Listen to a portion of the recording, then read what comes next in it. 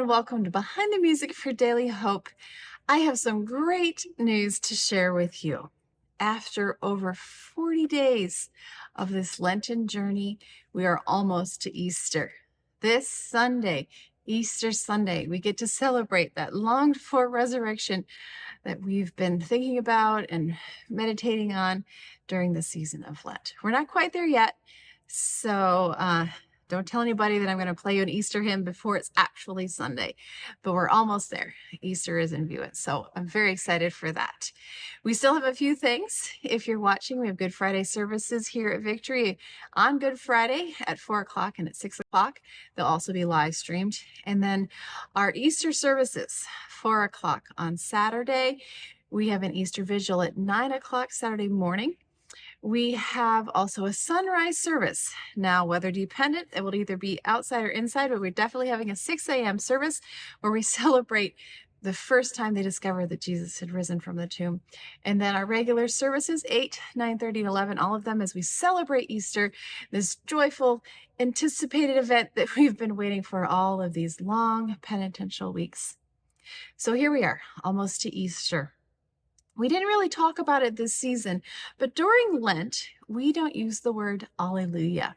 Now, the Alleluia comes from a Hebrew word that is just very joyful and exciting and full of praise, and it's something that, dating as far back as the 5th century, Christians around the world, especially in Western countries, decided that this was such a joyful and exciting word that during Lent, when they were being penitential, that they wanted to take time and not use the Alleluia because they wanted to save that for the most exciting day, the day that Jesus rose from the dead. So a lot of Easter hymns that you'll find in any hymnal have the word Alleluia, Alleluia, Alleluia. And you might wonder, why do we keep saying Alleluia, Alleluia in all these different versions? And that was because after these 40 days of not using this word Alleluia to praise and worship God, we finally get to say Alleluia. Christ is risen. Alleluia. It's such an exciting time, and we finally get to do it for the first time in such a long time.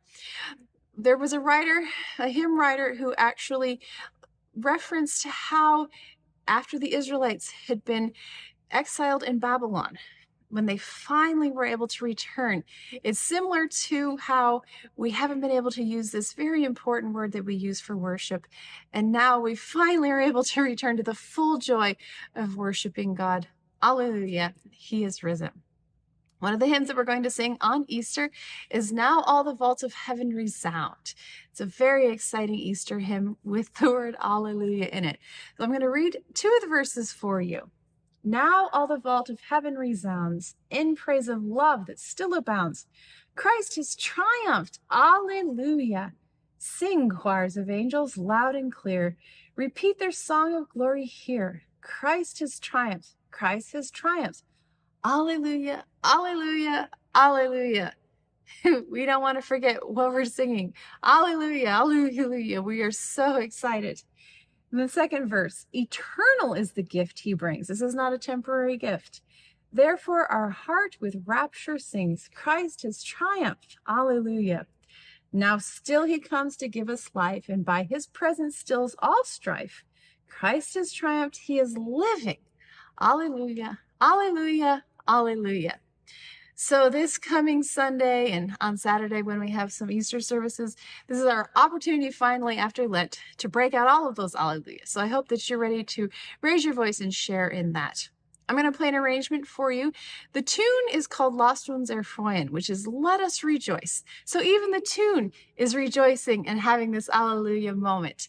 It's written in 3, which we also associate with waltzes and dances and things. It's very happy, but it's written in 3/2, which is more stately. So even though we're excited, this is not a trivial happiness. This is an eternal joyfulness and gladness that we have about the gift that Jesus has given to us.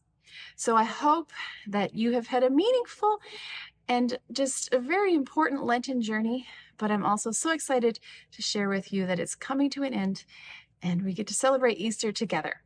So enjoy this arrangement, and I look forward to being with you again next week.